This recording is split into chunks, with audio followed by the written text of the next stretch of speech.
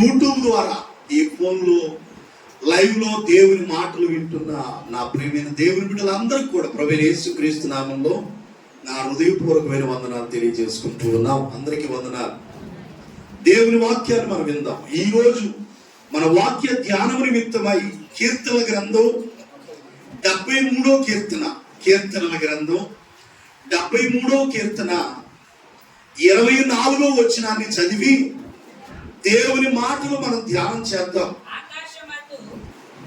73వ కీర్తన, నేను అదేనా చెప్పింది, 73వ కీర్తన 24వ వచనం చదువు.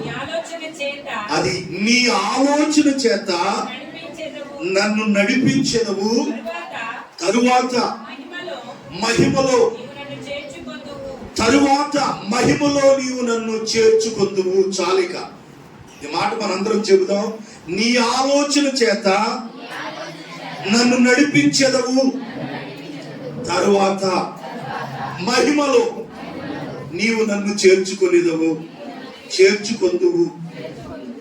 ఈ రోజు, ఈ వారం, ఈ మన ప్రసంగ అంశం ఏంటి అంటే తరువాత అనండి. తరువాత సాధారణంగా కొన్ని సందర్భాల్లో ఈ మాటలు మనం వాడుతూ ఉంటాం. ఏ మాట? తర్వాత. ఒక విషయాన్ని ప్రారంభించిన ఆ తర్వాత మరొక విషయాన్ని ఉంది, లేదంటే ఆ ముగింపులో తర్వాత అనే మాట చాలా సందర్భాల్లో ఈ మాట మనం వాడుతుంటాం. ఏ మాట? తర్వాత. ఒకసారి రండి అని మనం పిలిచినప్పుడు తర్వాత వస్తూ ఉంటాం. కొన్ని సందర్భాల్లో ఈ మాట వాడుతుంటాం. ఏ మాట? తర్వాత. అంటే ఏంటి? నెక్స్ట్ ఏంటది? తర్వాత. ఇక్కడ రాయబడిన మాట, నీ ఆలోచన చేత నన్ను నడిపించదవు, తరువాత మహిమలో నీవు నన్ను చేర్చుకొందువు.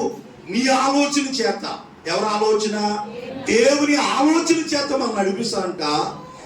తర్వాత దేవుడు మనల్ని తన మహిమలో చేర్చుకుంటాడంట. ప్రభు స్తోత్రం కలుగును గాక. ఆ సందర్భంలో నుంచి ఒకే మాట, తరువాత. ఏంటది? ఈ మాట బైబిల్లో చాలా సందర్భాల్లో రాయబడి ఉంది. కొందరు వ్యక్తుల గురించి తరువాత అనే పదాన్ని 2 సంఘటనల క్రమాన్ని సూచించే మాటగా, ఒక సంఘటనకు మరియు మరొక సంఘటనకు మధ్య ఈ తరువాత ఈ పదము రావడం అనేది మనం గమనించగలుగుతాం. దేవుని వాక్య లేఖనాల్లో కొందరు వ్యక్తుల యొక్క వారికి ఏర్పడిన సంఘటనల గురించి, తరువాత వారు ఎలా జీవించారో తెలుసుకోవాలి అంటే తరువాత అని ఈ పదాన్ని గురించి మనందరం ధ్యానం చేయాలి. హల్లెలూయా. దేవుని బిడ్డలారా, కొన్ని సార్లు తర్వాత చేద్దాంలే అని అనుకుంటాం, కానీ మించిపోయిన తర్వాత మనం ఏమీ చేయలేము. కాబట్టి తరువాత అనే మాట ఎక్కడెక్కడ రాయబడి ఉంది, ఏ సందర్భంలో రాయబడి ఉంది, తర్వాత వాళ్ళు ఏం చేశారు అనే మాటలు ఒక 3 మాటలు చెప్తాను నేను. ప్రభు స్తోత్రం చెప్పండి గట్టిగా. హల్లెలూయా. మన అంశం ఏంటి చెప్పండి? తర్వాత. చూద్దాం. దినవృత్తాంతములు 2వ గ్రంథం 26వ అధ్యాయం. అక్కడ ఒక వ్యక్తి, ఒక రాజు చరిత్రను దేవుడు మనకి చూపిస్తూ ఉంటాడు. ఆ రాజు చరిత్రను మనం ధ్యానిస్తున్నప్పుడు అతని జీవితంలో ప్రారంభం ఎలా ఉంది, తర్వాత అతని జీవితంలో ఏం జరిగింది అనేది అక్కడ మనం చదువుదాం.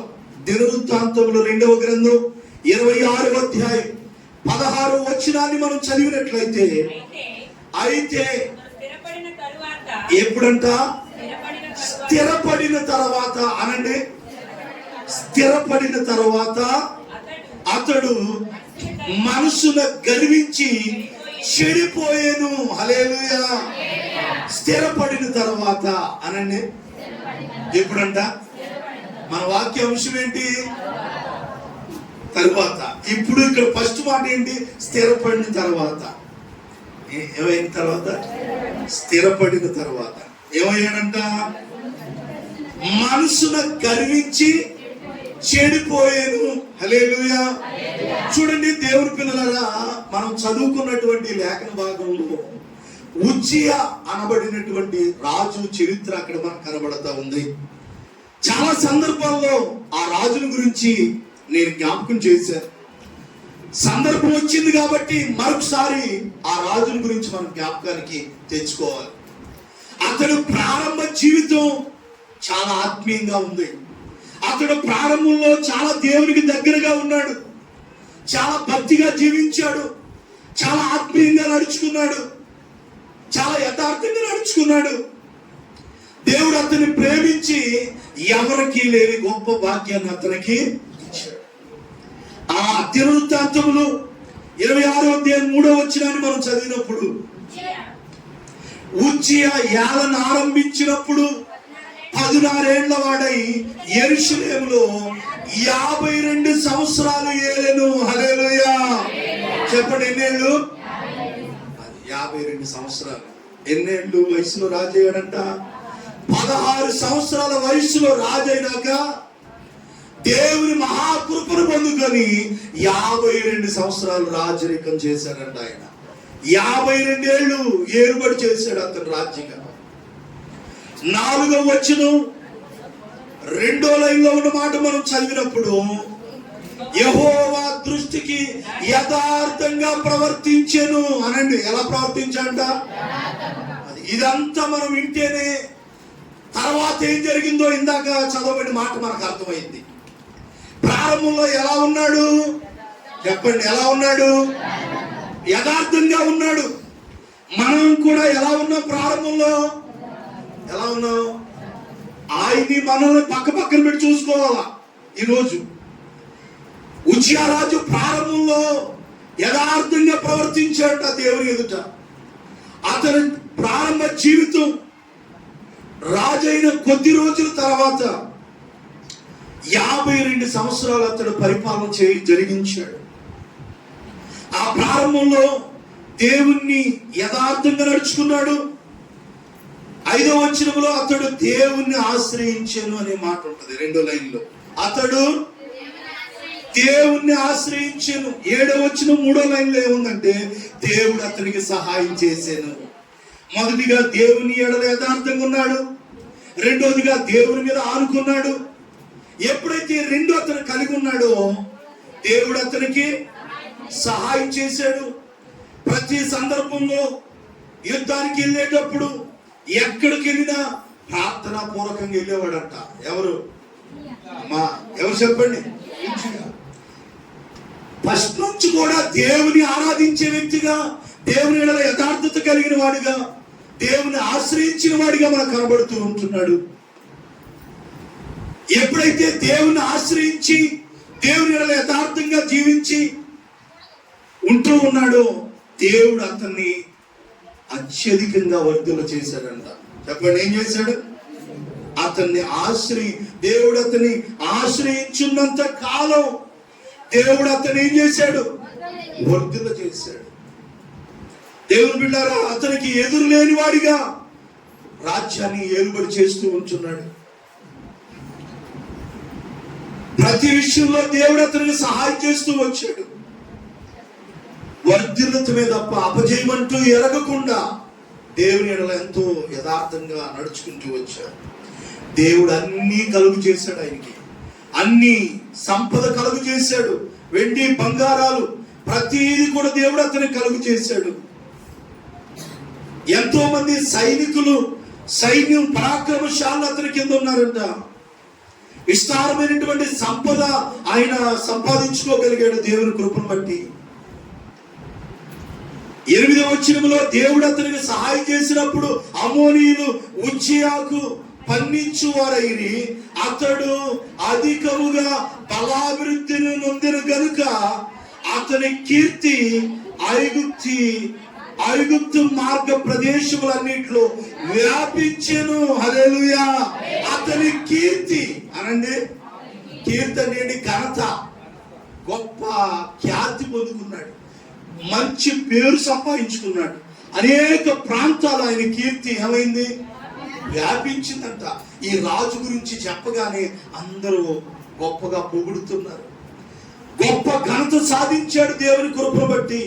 దేవుని బిడ్డారా, అనేక ప్రాంతాలు అతడు జయించడానికి దేవుడు అతనికి సహాయం చేశాడు. అదియుగాక షెఫేలా ప్రదేశంలోను మైదాన ప్రదేశంలోను అతనికి విస్తారమైన పశువులు ఉండగా, ఏమున్నాయంట 10వ వచనం చదివాను నేను.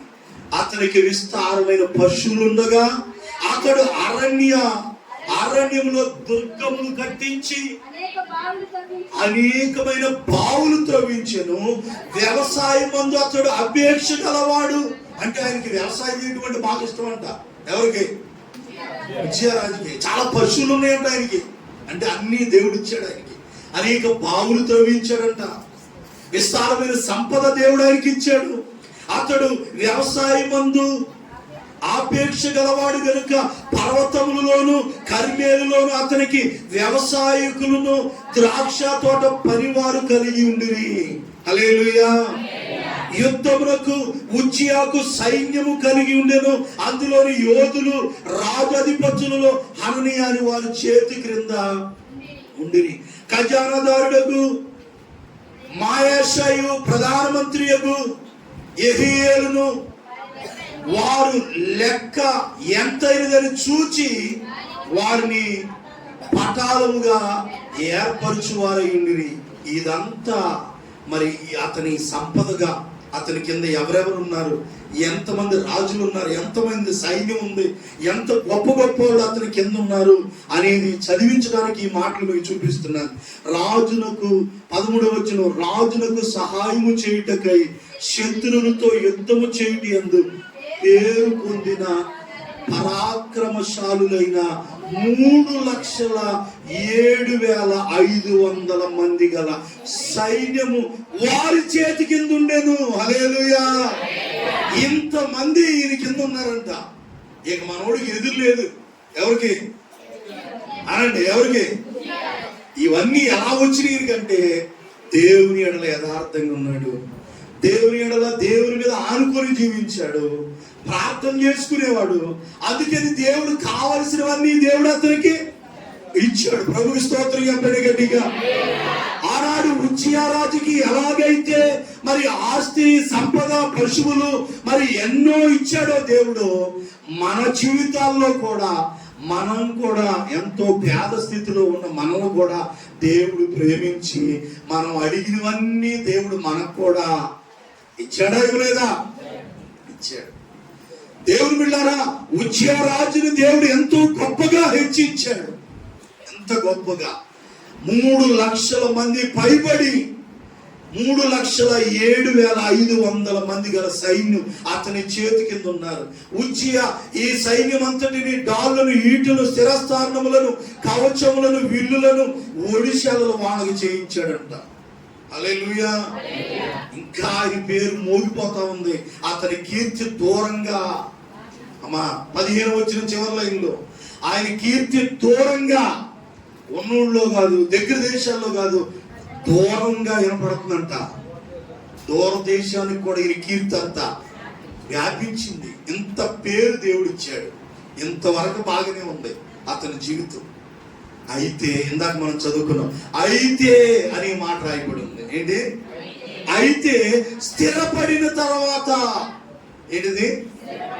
అది అక్కడే వచ్చింది తేడా. ఎవరికి? ఉజ్జియాకి. స్థిరపడిన తర్వాత. చూడండి, మన జీవితాల్లో కూడా ఏమి లేనప్పుడు మన భక్తి బాగానే ఉంటుంది. ఈ రోజున క్రైస్తవులమైన చాలా మంది పరిస్థితి ఎలా ఉంటుంది అంటే, సంఘాల్లో ఉన్నటువంటి విశ్వాసుల పరిస్థితి ఎలా ఉంటుంది అంటే, ఏమీ లేనప్పుడు ఉజ్జియా వలె దేవుని మీద ఆనుకొని, దేవుని ఎడల ప్రార్థన కలిగి, భక్తి కలిగి, యథార్థంగా ఉండి దేవుని అన్ని అడిగినప్పుడు దేవుడు మనల్ని ప్రేమించి మనకు అన్ని ఇస్తుంటే, ఉజ్జియా రాజు వలె అన్ని కలిగిన తర్వాత స్థిరపడిన తర్వాత అంట. ఆయనకి ఎప్పుడు వచ్చింది తేడా? స్థిరపడిన తర్వాత భక్తిలో తేడా వచ్చేసింది. భక్తిలో తేడా వచ్చింది. ఒక్కసారి వ్యక్తిగతంగా మన మట్టికి మనం ఆలోచన చేద్దాం. వాక్యం వింటున్న దేవుని బిడ్డారా, ఈ యొక్క లైవ్ లో, ఈ యొక్క యూట్యూబ్ ద్వారా దేవుని మాటలు వింటున్న ప్రేమ సహోదరులారా, ఒకప్పుడు ప్రారంభంలో నీ ఆత్మీయ జీవితం ఎలా ఉంది, రాను రాను నీ ఆత్మీయ జీవితం ఎలా ఉంటుంది, ఒకప్పుడు నీ భక్తి ఎలా ఉంది, ఒకప్పుడు నువ్వు దేవుని ఎంత యథార్థంగా ఉన్నావు, ఇప్పుడు నువ్వు ఎంత యథార్థంగా ఉండగలుగుతావు. ఒక్కసారి మనం ఆలోచన చేసుకోవాలి. బాప్తిసం తీసుకున్న కొత్తలో, రక్షణ పొందిన కొత్తలో మనం ఎంత యథార్థంగా ఉండేవారు, ఎంత భక్తిని కలిగి ఉండేవాళ్ళం. అప్పుడు ప్రతిసారి దేవుడి మీద అనుకునేవాళ్ళం.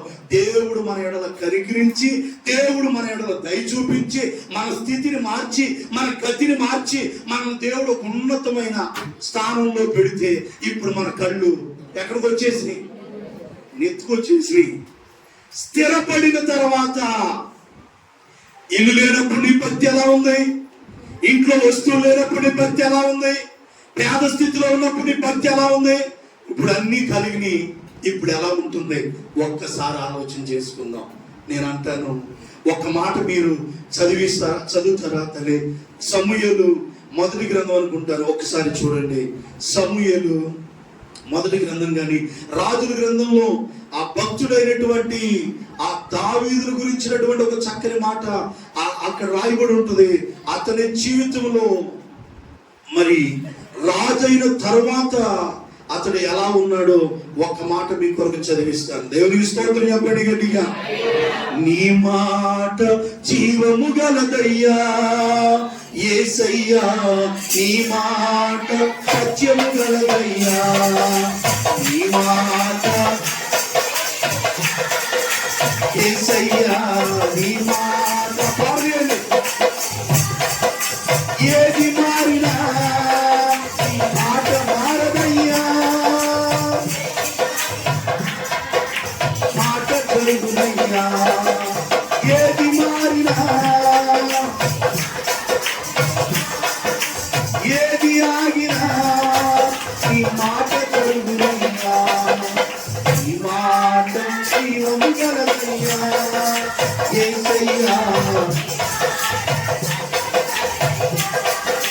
నీ మాట మార్పు లేనిదయ్యా యేసయ్యా.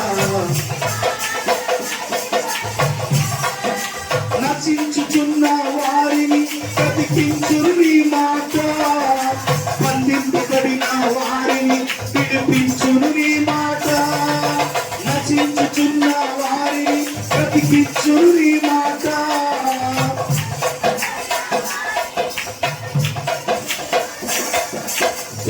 తప్పిన వారిని చేయును నీ మాట, తొంగిపోయిన వారిని లేవనెత్తును నీ మాట, తప్పిన వారిని సరిచేయును నీ మాట, తొంగిపోయిన వారిని ఏది మారినా నీ మాట మారదయ్యా, ఏది ఆగినా నీ మాట జరుగునయ్యా, ఏది మారినా ఏది ఆగినా నీ మాట జరుగునయ్యా, నీ మాట యేసయ్యా,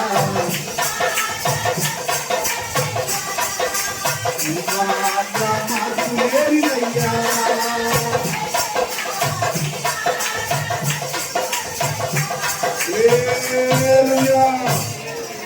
దేవుడు బిడ్డారా, దేవుడు ఉజ్జియా రాజుని దేవుడు ఎంతగానో ప్రేమించి అతని ఎడల దేవుడు తన మహాకృపను చూపించి దేవుడు ఒక ఉన్నతమైన స్థితికి దేవుడు అతను నడిపించాడు. కానీ అతడు స్థిరపడిన తర్వాత అతని మనసులోనికి ఏమొచ్చిందంట? చెప్పండి, ఏమొచ్చింది?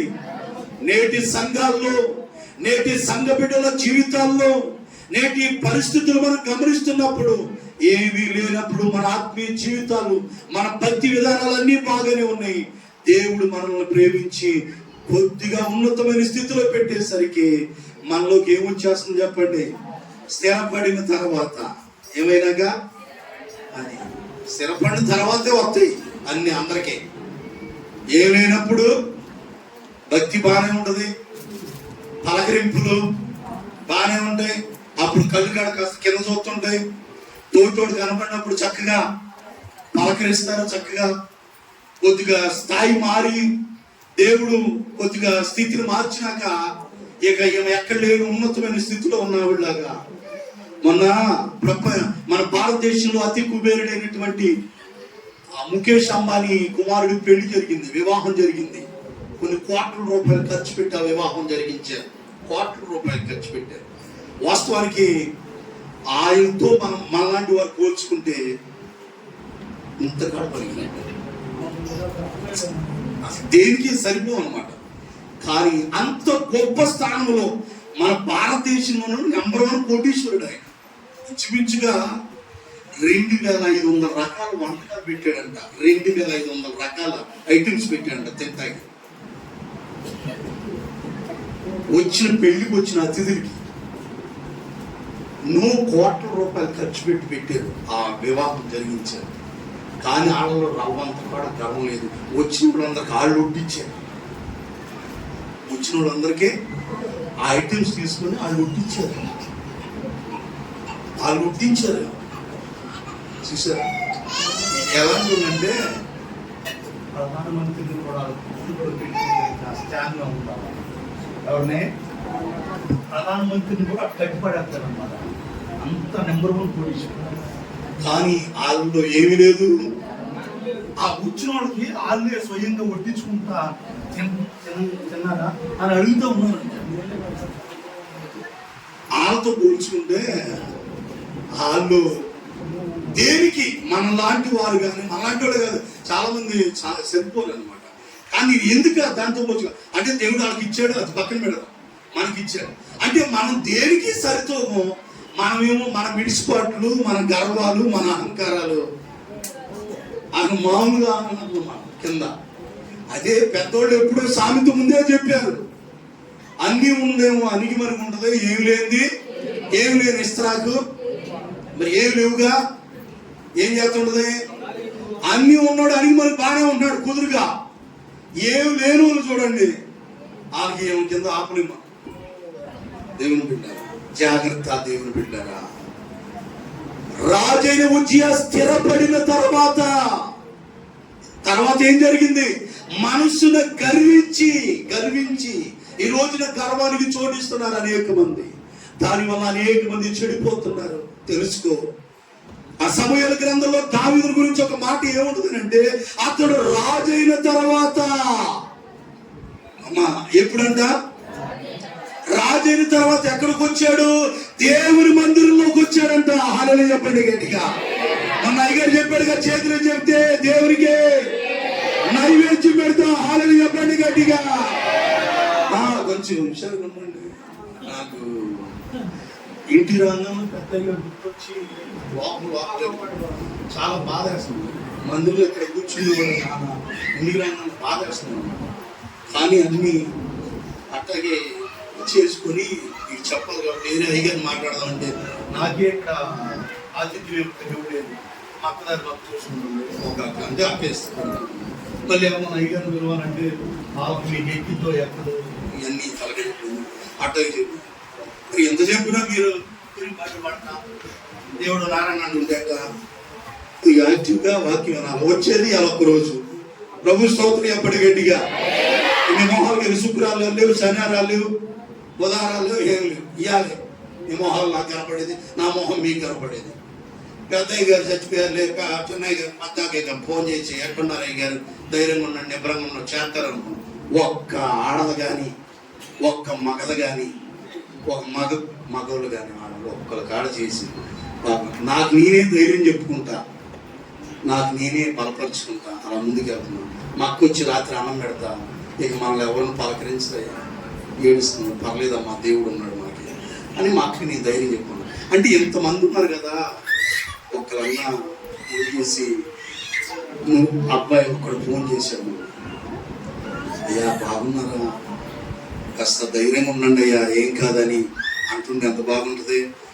మా కోళ్ళన్నీ బొట్టలో వేసుకొని బజార్లో తిరుగుతా, ఆదరిద్రుడికి ఫోన్ చేసుకుంటా, ఎక్కడున్నావు, నేను దరిద్రుడు, నేను అక్కడ ఉన్నా, నువ్వు ఎప్పుడు వస్తా ఇక్కడికి మాట్లాడుకుంటే ఈ దరిద్రుడు ఎక్కడున్నానా అర్థమైపోయింది. మనోడికి సీన్ అర్థమైపోయింది బాబు. చూస్తున్నారుగా మరి. ఆ పరిమాణంలో చేసే బదులు ఆత్మీయ సేవకుడే, తండ్రి తర్వాత తండ్రి అందుకోడే, వయసులో చిన్నోడైన అయ్యా బాగున్నారా, ఒక్క మాట అడిగితే మీ సుమ్మి పోతాయి దరిద్రులు. దేవుని అంటున్నానని బాధపడద్దు. దేవుని స్తోత్రం చెప్పండి గట్టిగా. మీ పెద్ద కుటుంబాన్ని నాకు అప్పగించి చెప్పాడు దేవుడు. నాన్న పరిచయం మీరు ఉన్నారు అనే ధైర్యంతో మనం ముందుకు సాగుతున్నాం. దేవుని స్తోత్రం చెప్పండి గట్టిగా.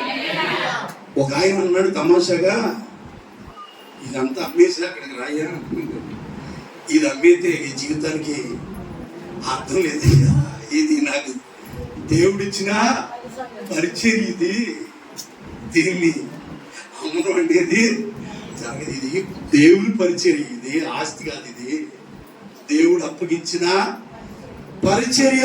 దేవునికి స్తోత్రం చెప్పండి గట్టిగా. హల్లెలూయా. గర్వానికి చోటు ఇవ్వద్దు దేవుని పిల్లలారా. రాజైనటువంటి దావీదు రాజు అయిన తర్వాత దేవుని మందిరంలోకి వచ్చి ఒకటే మాట అన్నాడు. అదేంటో తెలుసా? నేను ఇంత హెచ్చులోనికి రావటానికి నేను ఎంతటి వాడిని, నేను ఎంతటి వాడిని. ఆ మాట కనపడిందమ్మా, ఆ సమూయేలు గ్రంథంలో ఉంది ఆ మాట. నేను ఎంతటి వాడిని, నా ఇల్లు ఏపాటిది, నా ఇల్లు ఏపాటిదయ్యా. నేనెంతటి పాడుగొర్రెలు వెంబడి తిరిగే నన్ను, పాడుగొర్రెలు వెంబడి తిరిగే నన్ను పిలుచుకొని నా అన్నదమ్ముల్లో ఎవరికి లేని గొప్ప భాగ్యాన్ని నాకు ఇస్తే, ఇంత రాజైన తర్వాత నా కళ్ళు మెరకలు రావటమా, అది జరగని పనిక. రాజైనాక కూడా మందిరంలో కూర్చొని ప్రార్థన చేసుకున్నాడంట. ఈయన రాజయాన్ని కలిగిన తర్వాత మనసులో గర్వానికి చోటిచ్చాడు. నా ప్రియమైన దేవుడు, దేన్ని బట్టి గర్విస్తున్నావు నువ్వు? ఒక్కసారి ఆలోచన చేసుకో. స్థిరపడిన తర్వాత గర్వానికి చోటిచ్చావనుకో, ఆనాడు రాజుల సైతం దేవుడు ఏం చేశాడు? గడ్డి మేచి అడవి మృగాల మధ్యలోకి పంపించినట్టుగా అలాంటి పరిస్థితి ఏర్పడుతుంది దేవుని బిడ్డలారా. కాబట్టి స్థిరపడిన తర్వాత అతడు మనసును గర్వించి చెడిపోయిన 16వ వచనములో అతడు ధూపపీఠం మీద ధూపం వేయుటకై యెహోవా మందిరంలో ప్రవేశించి తన దేవుడైన యెహోవా మీద ద్రోహము చేయగా. ఏం చేశాడంట? దేవుడికి అనండి, ఏం చేశాడు? దేవుడిని దీవిస్తే దేవుడు ద్రోహం చేస్తావా? మన మనుషులు ఎవరైనా ద్రోహం చేస్తే మనం తట్టుకోగలమా?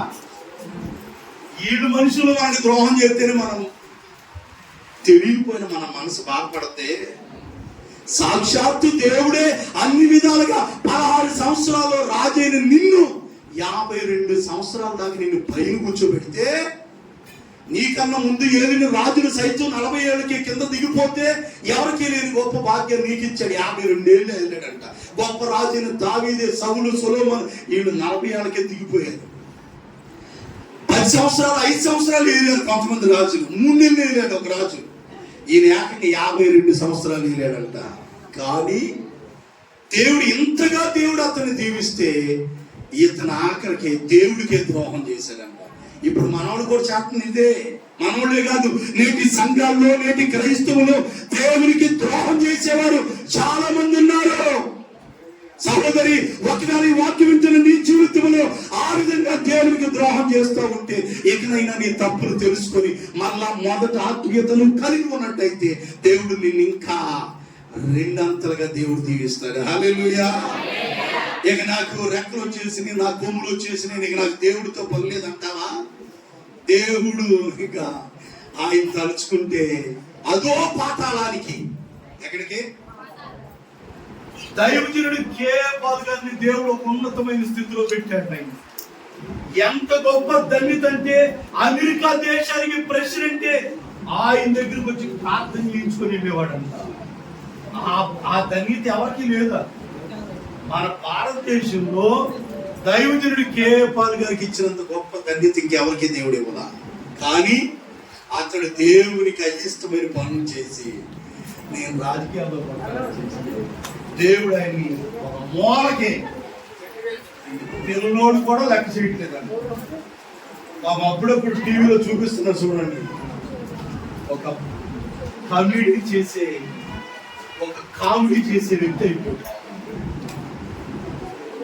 అంత గొప్ప సేవకుడు అంటే ఆ సేవకుని తలవటానికి ఇక్కడ మనకు అర్హత ఉండదు. కానీ నేను ఎందుకు చెప్తున్నానంటే ఈ తరంలో మనం ఆయన చూస్తున్నాం. మీరు టీవీలో చూడొచ్చు.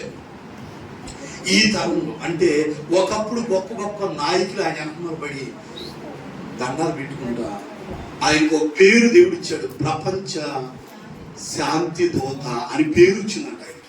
ప్రపంచానికి ఆయన మీటింగ్ పెడితే సతీష్ కుమార్ అయ్య గారికి అనుకున్న అంతకే గుణపాఠం అన్నమాట. మంచి పేరు సంపాదించుకున్న ఆయన అనంతపురంలో జైల్లో పెట్టి మోసం ఇచ్చారు. అలానే చంపించారు, జైల్లో పెట్టారు. మన్నాడు జైల్లో వచ్చారు. ఎందుకు తెలుసా? దేవుని ఎదుటి ఎవరైనా సమానమే. వాళ్ళ సేవకుల, విశ్వాసుల, ఎవరైనా అంతే. రాజులైనా గర్వించావే అనుకో, దేవుడు అదో పాతాళానికి నేను నడిపించక తప్పదు. దేవుడు మనకిచ్చిన స్థితిని మనం జాగ్రత్తగా దాన్ని ఏం చేయాలా? కాపాడుకోవాలా. ప్రభువా నేను ఎంతటోటి, నా ఇల్లు ఏమాత్రం, ఎప్పుడు కృతజ్ఞత కలిగి స్తుతించే మనసు కలిగి ఉన్నాం అనుకో, ఇంకా ఇంకా దేవుడు దీవిస్తాడు. ఇంక నాకేంటి లేదు కాళ్ళు ఎగరేసి నాకేం పని లేదని అన్నాం అనుకో, చొక్కాలు కాడి తిరిగిపోతుంది ఈ గతి. అంతే, మొత్తం జాగ్రత్తగా ఉండు. స్థిరపడిన తర్వాత చెడిపోయి దేవునికి ద్రోహం చేయగా బలిపీఠం దగ్గరికి ఎక్కుతున్నాడు. అయ్యా నువ్వు బలిపీఠం దిగే, అది నీ పని కాదు అన్నారంట వాళ్ళు 18వ వచనంలో. అతనితో ధైర్యవంతులైన యెహోవా యాజకులు 8 మంది అతని వెంబడి లోపలికి పోయి వారు రాజైన ఉజ్జియాని ఎదిరించి, ఉజ్జియా యెహోవాకు ధూపం వేయుటకై ప్రతిష్ఠించబడిన అహరోను సంతతి వారైనా అన్నారంట. ఎవరు? యాజకులు. ఆ పరిశుద్ధ స్థలంలో నుండి. అందుకని తొందరపడి ఎవరు బలిపీఠం మీదకి ఎక్కడానికి ఇష్టపడరు. ఎందుకని? అది ఆ బలిపీఠం మీద ఎక్కే ఆ అర్హత ఒక సేవకుడికి మాత్రమే ఉంటుంది. తప్ప దాని మీదకి ఎక్కడానికి కూడా కొంతమంది ధైర్యం చేయరంట. ఈ బలిపీఠం సంగతి పక్కన పెడితే బైబిల్లో ఉన్న బలిపీఠాలు, బైబిల్లో ఉన్న మందిరాలు ఎంతో నిష్టగా, ఎంతో ఇదిగా పరిశుద్ధంగా ఉండేవి అనమాట. ఎవరు పడితే వాళ్ళు అక్కడికి వెళ్ళేవాడు కాదు. ఒక యాజకులు మాత్రమే, ప్రతిష్ఠించబడిన వారు మాత్రమే తగు వస్త్రాలు వేసుకొని ఆ యాజక మీద, ఆ బలిపీఠం మీద ధూపార్తి చేతబుట్టుకొని ధూపం వేయడానికి వెళ్ళేవారు. స్థలము, అతి పరిశుద్ధ స్థలం, ఆవరణం అవన్నీ ఉండేవి అక్కడ దేవాలయంలో. ఆ అతి పరిశుద్ధ స్థలంలోకి వెళ్ళాలంటే ఒక యాజకుడు మాత్రమే వెళ్ళాలి. ఆ పరిశుద్ధ స్థలంలో నుండి నువ్వు చదవండి. ఏమన్నారు? బయటికి పొమ్మన్నారా? అన్నారా లేదా? వాళ్ళ మాటలు బయటకు వస్తే మనోడు కాస్త సేవ్ అయ్యేవాడు, సగానికి సగం కొద్దిగా ఇదయ్యేవాడు. మనోడు ఏం చేశాడంట? అమ్మా ఆ మాట చదవండిరా, బయటికి పొమ్ము అనే వాళ్ళు అనగానే ఈయనేమన్నాడు? యాజకుల మీద కోపము చూపెను, యెహోవా మందిరములో ధూపపీఠము పక్కన ఉజ్జియా ధూపం వేయటకు ధూపార్తిని చేత పట్టుకొని రౌద్రుడై యాజకుల మీద కోపము చూపెను. రౌద్రుడై ఏమయ్యాడంట? మనోడు కప్పుడు రౌద్రం చూపిస్తాడంట. ఎవరి మీద? అంటే బాగా బాగా సీరియస్ అయినట్ట. ఎక్కువగా రౌద్రం చూపించి పక్కన మీరు నాకు చెప్పేది ఏంటి అన్నట్టుగా వాళ్ళ పక్కకి గెంటేసి ఆ ధూపార్తి చేత పుట్టుకొని లోపలికి వెళ్ళాడంట. ధూపం అయ్యాడు. ఏం జరిగింది? యెహోవా మందిరములో ధూపపీఠము ప్రక్కన అతడు ఉండగా యాజకులు చూచుచూనే ఉన్నప్పుడు అతని నొసట కుష్ఠరోగం పుట్టెను. ఏమొచ్చిందంట? ఎంత నష్టపోయాడో. ప్రారంభంలో ఎంత భక్తి కలిగి ఉన్నాడు, ఎంత యథార్థత కలిగి ఉన్నాడు. ఆయన కీర్తి, ఆయన ప్రతిష్ట, ఆయన యొక్క ఘనత, అనేక పట్టణాలు ఆయనకి గొప్ప పేరు వచ్చింది. ఇప్పుడు ఏమొచ్చింది? స్థిరపడిన తర్వాత మనసులో గర్వించాడు, చెడిపోయి నొష్టను పుట్టిందంట. ఏంటది? కుష్ఠరోగం. ఎప్పుడు దాకుందో ఆ మాట చదువమ్మా. 21వ వచనం. రాజైన ఉజ్జియా తన మరణ దినము వరకు, ఎప్పుడు దాకా? అంటే ఏంటి? చచ్చిపోయేదాకా కుష్ఠరోగి అయింది. అంటే ఎంత ఊరేగించారో మనల్ని, ఎంత గణపరిచారు. ఏం చేశారమ్మా? ఇక రాజు అయితే అయి ఉండొచ్చు, ఆయన బయటికి తోలేశారంట. ఎవరిని? ఉజ్జియారాజుని. మనకు ఒక గుణపాఠం ఆయన. తరువాత ఎప్పుడు? తర్వాత స్థిరపడిన తర్వాత ఏమయ్యాడు ఉజ్జియారాజు? చెడిపోయాడు. తర్వాత నీ జీవితంలో కూడా స్థిరపడ్డావేమో, దేవుని స్తుతించు. దేవుడు అన్ని నీకు ఇచ్చాడేమో, దేవుని నువ్వు గణపరచు. దేవుడు ఇల్లు ఇచ్చి, వస్తువులు ఇచ్చి, అన్ని వాహనాలు ఇచ్చి, అన్ని నీకు కలగజేశాడేమో. ఏం చేయాలా? స్తుతించాలా. దేవుని అన్న కృతజ్ఞత కలిగి ఉండాలా. నా ప్రాణమా యెహోవాను సన్నుతించు, నా అంతరంగమున సమస్తమా ఆయన పరిశుద్ధ నామాన్ని సన్నుతించు. ఆయన చేసిన ఉపకారంలో దేనిని మర్చిపోతారు. ఇలాంటి మనసు కలిగి ఉన్నామనుకో, ఇంకా దేవుడు దీవిస్తాడు. అంతేకాకుండా రాజులాగా గర్వానికి చోటించామనుకో, మన కుష్ఠవ్యాధి రాదు కానీ ఇంకోటి ఏదైనా పంపిస్తాడు దేవుడు. చెడిపోతుంది కంపల్సరీ. బాగుపడటం అనేది చెప్పండి జరగదు. ఎప్పుడు? స్థిరపడిన తర్వాత గర్వానికి చోటిచ్చాం, బాగుపడినట్టు ఎక్కడ లేదు. కాబట్టి ఈ రాజు స్థిరపడిన తర్వాత చెడిపోయాడు. హల్లెలూయా. ఇంకొక సందర్భాన్ని చెప్తాను నేను, ఇంకొక వ్యక్తిని గురించి కూడా చెప్పి మనం ముందుకు వెళదాం. ఇంకొక కొద్ది మాటలు చెప్తాను నేను. దేవుని స్తోత్రం చెప్పండి గట్టిగా. మొదటిగా రాజైన ఉజ్జియా స్థిరపడిన తర్వాత అతడు చెడిపోయి శాపాన్ని తెచ్చుకున్నాడు. బయటికి గెంటి వేయబడ్డాడు. ఎంత గణపరచబడ్డాడో అతను అంత అవమానానికి గురయ్యాడు. అంత అవమానానికి. ఎందుకంటే కుష్ఠవ్యాధి ఎంత భయంకరం అంటే, ఎయిడ్స్ వ్యాధి కంటే భయంకరం. ఎయిడ్స్ రోగులు కూడా ఊళ్ళో ఉన్నట్టున్నారు ఇప్పుడు. కానీ కుష్ఠవ్యాధి వచ్చిందని తెలిసిందనుకో, అప్పటి నుంచి ఇప్పుడు దాకా సపరేట్ గా ఉన్నారు. ఊళ్ళో ఎక్కడ లేదు. మీరు పెద్దవాడంతా జరగండి, వాళ్ళు ఇల్లు ఎక్కడైనా ప్రత్యేకంగా ఉన్నారు. ఎవరిళ్ళు? ఎక్కడైనా బైబిల్ కాలం నుంచి ఇప్పుడు దాకా వాళ్ళు ఎక్కడ ఊళ్ళో లేదు. ఇప్పుడు మనం విజయవాడ సిటీలో అక్కడక్కడ సిగ్నల్స్ దగ్గర మనకు కనబడుతుంటారు. ఎందుకంటే కుష్ఠవ్యాధి అనేది భయంకరమైంది అనమాట. రాజు అయినా సరే ఆయన ఏం చేసేవాళ్ళు? తోరేసి పాళెములకు వెలపడి పెట్టేవాళ్ళు అంట. ఆయనకి ఒక చిన్న గుడిసెలాంటిది వేసి పాళెనికి వెళ్ళకుండా ఊరి బయట ఉంచారంట. ఈయన కాడ ఎంత పేరు సంపాదించుకున్నాడు. గణపరిచారు, ఊరేగించారు, జేజేలు పలికారు. కానీ కుష్ఠవ్యాధి రంగాన్ని ఏం చేశారు? తోలేశారంట బయటికి. ఎంత గణపరచబడ్డాడు, అంత తృణీకరించబడ్డాడు. జాగ్రత్తగా ఉండు సహోదరుడా. నీకు నాకు అలాంటి పరిస్థితులు రావచ్చు, రాకపోవచ్చు. కానీ ఎప్పుడైతే గర్వానికి చోటిస్తామో వేరే విధంగా మనం నష్టపోతాం అనేది మీకు చెప్తున్నా. ఆ రోజు దేవుడు అలాంటి శాపాన్ని పంపించాడు.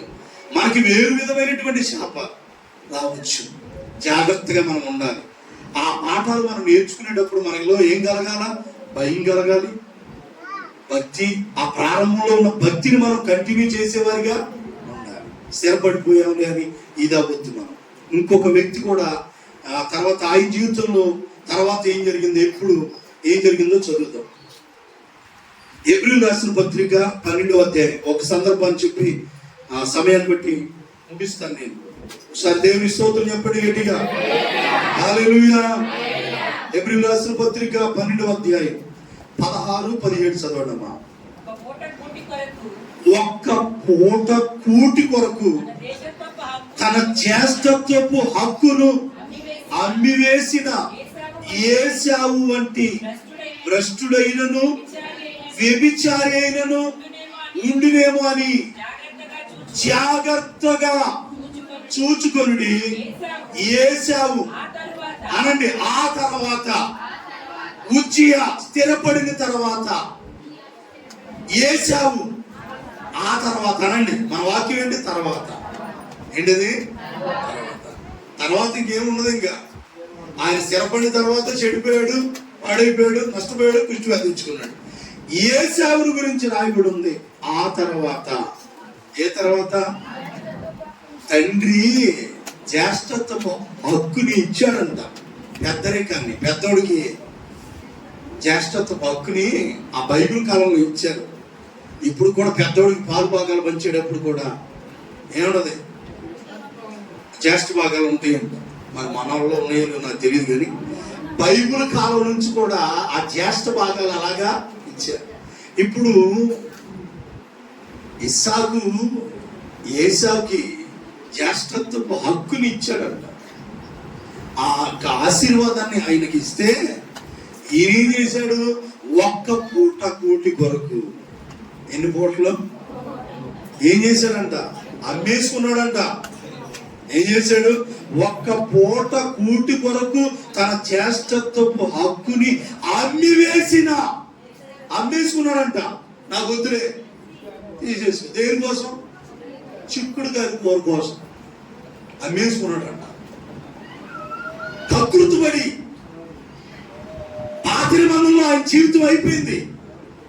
అక్కడే ఆయన జీవితం ముగించబడింది. పరిశుద్ధాత్మ దేవుడు మళ్ళా హెబ్రీ గ్రంథకర్త రాస్తున్నాడు, అలాంటి భ్రష్టులు మీలో ఎవరైనా ఉన్నారేమో సంఘాల్లో, ఏసేలు లాంటి వాళ్ళు, అలాంటి తిండిపోతులు, ఒక పూట కూటి కొరకు జ్యేష్ఠత్వపు హక్కును అమ్మివేసిన ఏసేవు వంటి భ్రష్టుడు. ఎవరంటే ఆయన భ్రష్టుడైనను, రెండోది వ్యభిచారి అయినను మీలో ఉండునేమోనని జాగ్రత్తగా చూసుకొని ఏసావులాగా మీరు ఉండొద్దు నాయన అని దేవుడు ఏసావు గురించి మళ్ళీ కొత్త నిబంధనలు రాయించాడు. హల్లెలూయా చెప్పండి గట్టిగా, హల్లెలూయా. ఆ గొత్తులే తీసేసుకోమని యాకోబు, ఈయన కకృతుడు. అన్నయ్యగా అడిగింది కూర అయితే ఏమైంది? కూర వేస్తా కానీ యాకోబు లాంటి ఉంటారుగా దరిద్రుడు, తమ్ముడుగా కూర కోసం అంట, కూర కొద్దిగా అడిగాడుగా పాపం. ఏది ఏమైంది? కూర కోసం కూర వేస్తా కానీ కొంతమంది దరిద్రులు కూరగా వేసుకుంటారు. నీ మాట ఎంత గాయపడ్డాడో వేయకూడదు అనుకున్నాడు. వేయకూడదు, సరేనా? ఏది ఇప్పుడు కోరేస్తే జ్యేష్ఠత్వపు హక్కుని నాకు ఇస్తామని అడిగాడంట ఆయన. అది నేనేం చేసుకోవాలి అనుకున్నాడంట ఈయన. ఎవరో ఏసావు, అది నేనేం చేసుకోవాలి అనుకొని ఇచ్చేసాడంట. ఇచ్చేసి తిన్నాడు, కడుపు నిండిపోయింది, అయిపోయింది. ఆ తర్వాత దానికోసం ఏడవటం మొదలు పెట్టాడంట. దేనికోసం? అనవసరంగా ఇచ్చేసానే, నా తండ్రి ఇచ్చింది, అది నా తండ్రి ఇచ్చిన ఆస్తి. బైబిల్లో ఒక వ్యక్తి కూడా మనకు ఉంటాడు, నాబోతు. ఎవరు? రాజు ద్రాక్ష తోట అడిగితే అది నా పితృరాజ్యంతో. ఎవరిచ్చింది? అది నా పితరులు ఇచ్చింది. అది రాజు అడిగాడంట, నేను అది ఇవ్వనన్నాడంట. ఎందుకు? పితరులు ఇచ్చింది. తండ్రులు సంపాదించింది కొంతమంది అనుకోరు. ఎవడో దరిద్రుడు ఉంటాడు, ఉన్నాయి లేనిపోయింది మొత్తం కూడా తెగల మేసి దరిద్రుడు. నా పితరులు ఇచ్చింది ఇది, నేను అమ్మను అన్నాడంట. అందుకని ఆయన స్పాట్ పెట్టి చంపించేసిన ఆ దుర్మార్గులు. ఏ దుర్మార్గులు? యెజ్బేలు. ఆహాబు నీ పొలాన్ని ఇస్తావా? ఆయన ఎక్కడ ఆనుకుందంట? అది రాజు నగరానికి ఆనుకుని ఉందంట. అడిగాడు, రాజుగారు అడిగాడు, నాకు ఇస్తావంటే నేను ఇవ్వను. ఎందుకు? పితరులు ఇచ్చింది, అది తాతలు ఇచ్చింది, నేను ఎందుకు ఇస్తాను, నేను ఇవ్వను అన్నాడంట. అంటే అది కాపాడుకున్నాడు. ఈయనేమో తండ్రి ఇచ్చిందేమో వద్దనుకున్నాడంట. కొంతమంది దేవుడు ఇచ్చిన ఆశీర్వాదాలు ఏం చేస్తారంటే పోగొట్టుకుంటారు.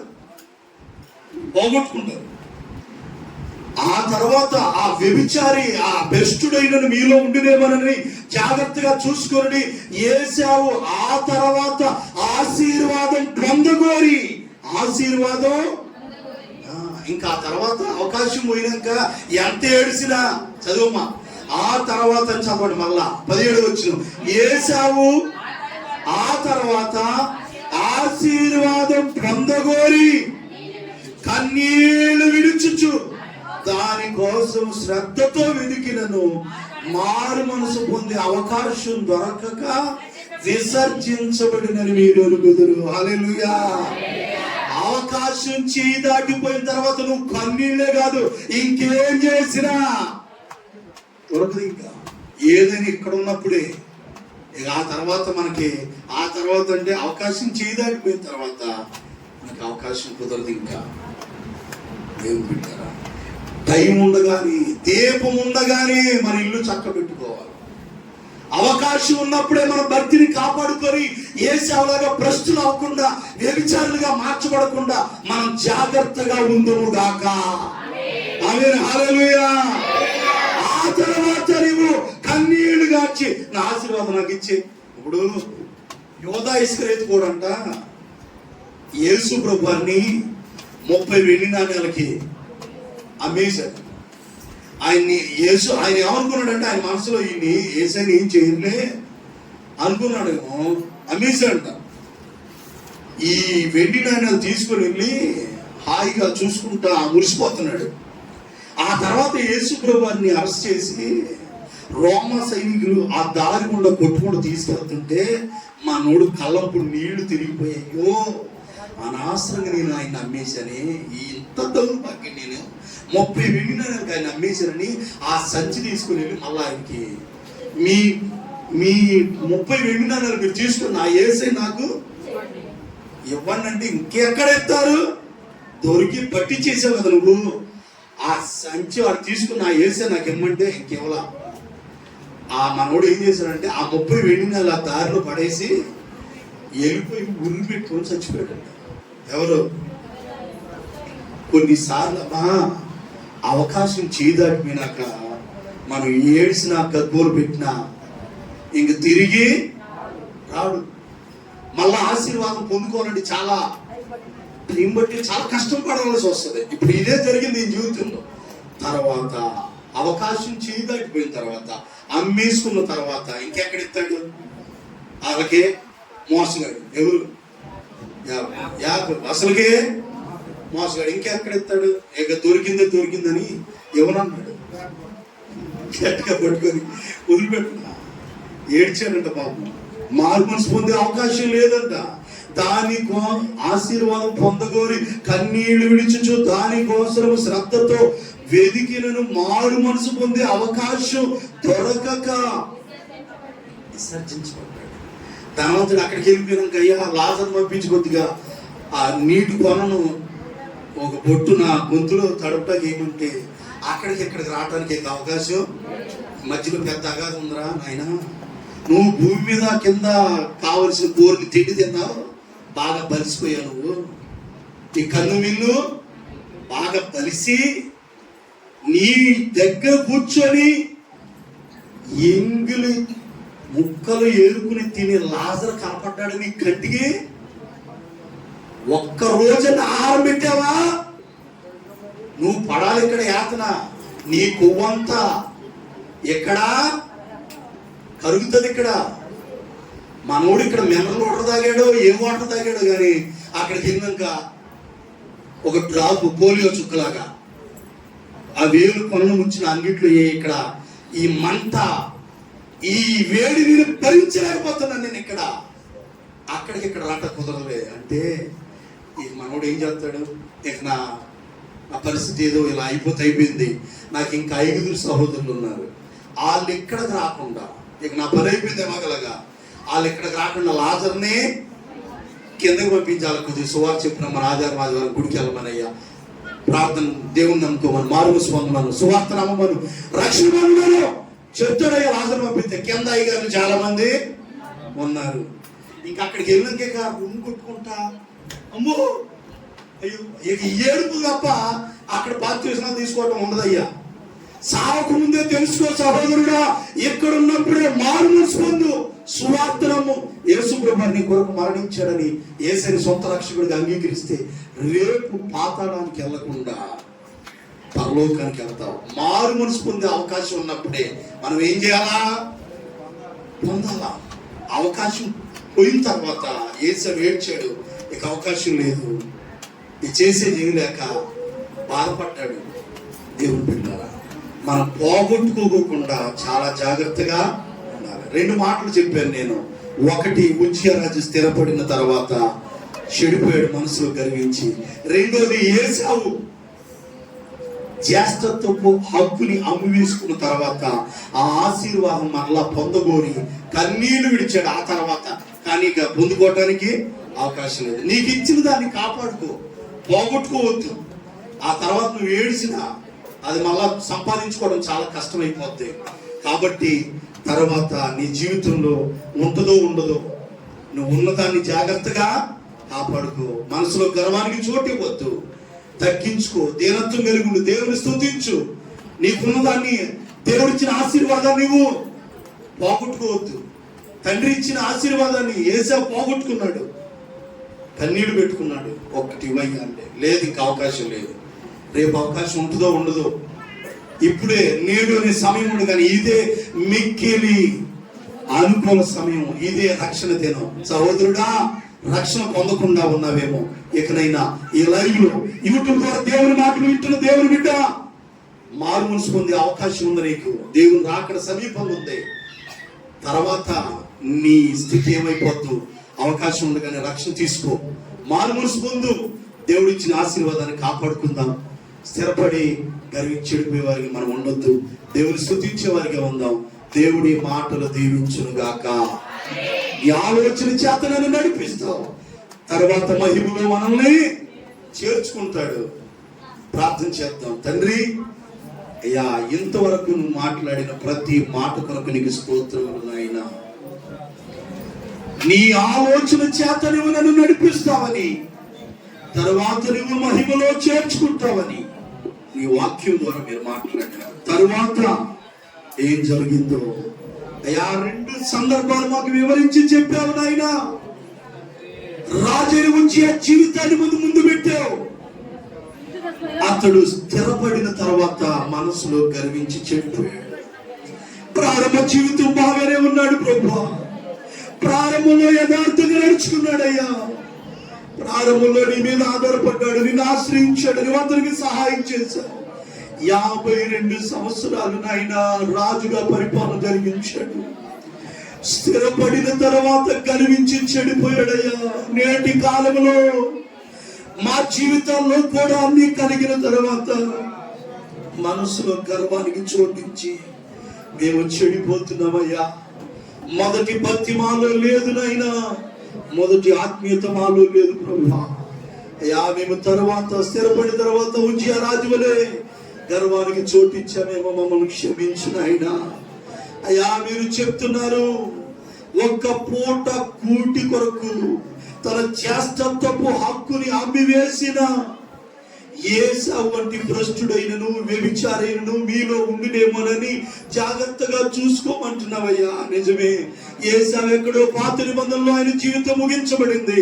కానీ నీవు ఆత్మరూపిగా అయ్యా కొత్త నిబంధనలో మరలా మా గుణపాఠం నేర్పించడానికి ఏసావును మా ముందు పెట్టావయ్యా. ఏసావులాగా ఒక్క పూట కూటి కొరకు తన హక్కును అమ్మేసుకున్నాడు. మేము కూడా చిన్న వాటి కొరకు మా భక్తిని మేము అమ్ముకుంటున్నామయ్యా. అయ్యా, చిన్న వాటి కొరకు మా ఆత్మీయతను మేము పోగొట్టుకుంటున్నాం. అలా భ్రష్టులైపోతున్నామయ్యా. మేము మమ్మల్ని క్షమించు. ఆ తర్వాత ఏసావు కన్నీళ్లు గార్చి ఆశీర్వాదాన్ని పొందుకోవాలని చూశాడంటే కానీ అది పొందుకోవాలి, అతను దూరం అయిపోయిందయ్యా. అవకాశం ఉన్నప్పుడు మాకు ఇచ్చిన దాన్ని మేము కాపాడుకోవాలయ్యా. ఆ తర్వాత మేము ఎంత కన్నీళ్లు గార్చినా ఉపయోగం ఉండదయ్యా. ఎన్నో మాటలు మాతో మాట్లాడు. తర్వాత తర్వాత తర్వాత తర్వాత ఇంకేముండదు తల్లి. చేతులు కానీ ఆకులు పట్టుకున్నాక ఇంకేముండదు. తెలుసుకో, దేవుడు ఈ పాఠాలు నీ కొరకే చెప్పాడు. భ్రష్టుడు అయిపోతున్నావేమో, భ్రష్టురాలు అయిపోతున్నావేమో, దేవుడిచ్చిన ఆశీర్వాదం పోగొట్టుకుంటున్నావేమో, బాధపడిన తర్వాత దొరకదు. కాపాడుకో అయ్యా. ఈ వాక్యం ద్వారా మమ్మల్ని హెచ్చరించావు. ఇచ్చిన ఆశీర్వాదాన్ని మేము కాపాడుకుంటూ ఎక్కడ గర్వానికి చోటు అయ్యా, తగ్గింపు దీనత్వం కలిగి ఎల్లప్పుడూ స్తుతించే వారికి, గణపరిచే వారికి ఉండటానికి సహాయం చేయి. నీ ఆలోచన చేత మమ్మల్ని నడిపించండి. తర్వాత మమ్మల్ని మహిమలోకి చేర్చుకోండి నాయన. తరువాత నీ మాటను మాకు నేర్పించారు అయ్యా. మాకు గుణపాఠం వచ్చింది. వాక్యం వినటమే కాదయ్యా, వాక్యానుసారంగా నడుచుకునే కృప, అటు భాగ్యం మాకు అందరికీ దయచేయండి. వాక్యం మీద ప్రతి బిడ్డను మీరు దీవించు నాయన. వాక్యానుసారంగా నడుచుకునే కృప ప్రతి బిడ్డలో దయచేయమని యేసు నామములో అడిగి ప్రార్థించబోది ఉన్నాము తండ్రి. ఆమేన్. అందరికీ వందనాలు. అందరూ లేచి నిలబడదాం.